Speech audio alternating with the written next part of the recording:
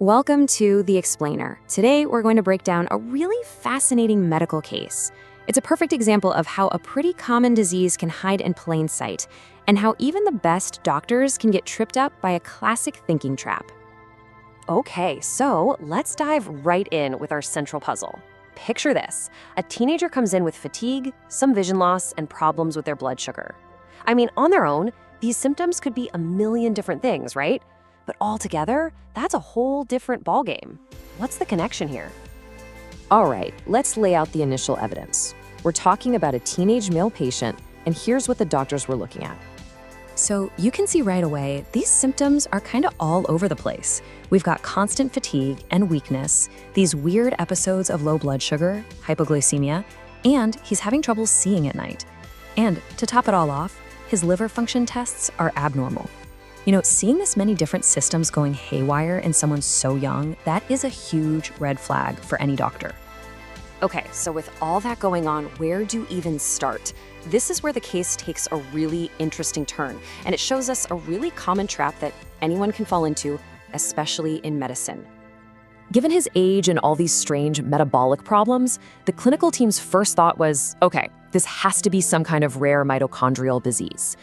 And you can totally see their logic, right? It just feels like a rare and complex problem, so you look for a rare and complex answer. It's a plausible theory, for sure. And this is a perfect textbook example of a cognitive bias called premature closure. Basically, it's the tendency to stop looking for answers once you found one that seems good enough. You find a theory that fits, you latch on, and you stop considering anything else. It's like you've slammed the case file shut way too early, and that can be a big, big problem.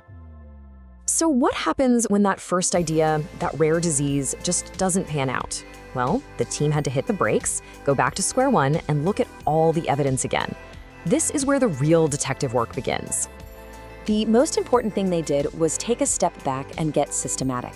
They looked at all the same symptoms, but this time they actively questioned their own assumptions.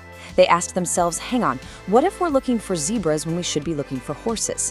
What if this isn't some super rare thing, but a common condition presenting in a really weird way? And just that simple shift in thinking, that's what led them to order a specific set of blood tests for iron levels.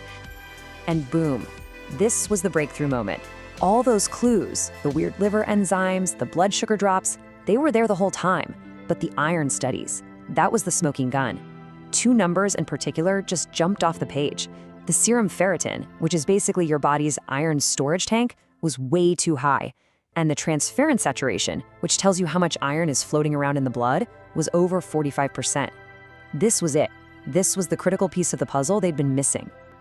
With this new, hard evidence in hand, all those confusing, seemingly random symptoms suddenly started to make perfect sense. The puzzle pieces just snapped right into place.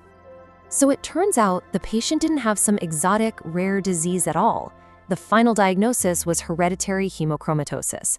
It's a genetic iron overload disorder. And the crazy part is, this condition is actually pretty common. It's just missed all the time because it's such a great mimic. So what exactly is hemochromatosis? Well, a great way to think about it is that the body's internal thermostat for iron is just broken. It doesn't know when to stop absorbing iron from the food you eat. So over years, and I mean years, all that extra iron just builds up and gets deposited in different organs, where it basically acts like a slow-motion poison, causing damage over time. All right, let's dig into the how of it all. How can one single issue, just too much iron, lead to such a bizarre and widespread mix of symptoms? Let's break it down. Okay, so at its core, this is a genetic issue. It usually starts with a mutation in a gene called HFE. Now, this gene's job is to control a hormone called hepcidin, which is basically the gatekeeper for iron in your body. When that gene is mutated, the gatekeeper is asleep on the job, and your body just keeps absorbing more and more iron. That excess iron has to go somewhere, so it gets stored in organs, and that's where the damage happens through something called oxidative stress. Honestly, the best analogy is that the body's cells literally start to rust from the inside out. And check this out. This is where it all clicks. We can literally draw a straight line from each of the patient's symptoms to an organ being overloaded with iron. The abnormal liver enzymes, that's from iron deposited in the liver. The low blood sugar episodes, that's iron damaging the pancreas. The fatigue and metabolic issues? Yep, that's iron hitting the pituitary gland. Every single one of those seemingly unrelated symptoms, it all traces back to iron overload in a specific part of the body. Okay, so they finally cracked the case. But what's the fix? Let's get into the treatment, and more importantly, the big lesson we can all take away from this. And the good news here is that the treatment is actually surprisingly simple, and it's really effective. It's called therapeutic phlebotomy, which is just a fancy term for regularly removing blood, kind of like a scheduled blood donation. See, most of the body's iron is in our red blood cells, so the most direct way to get rid of excess iron is to get rid of some blood. It's that straightforward. And the best part, if you catch it early and stick with the treatment, the prognosis is excellent. People can live a pretty much normal life. This quote from the case study just sums it all up perfectly. Hemochromatosis is often missed because it's a master of disguise. It presents in subtle ways and mimics all sorts of other problems.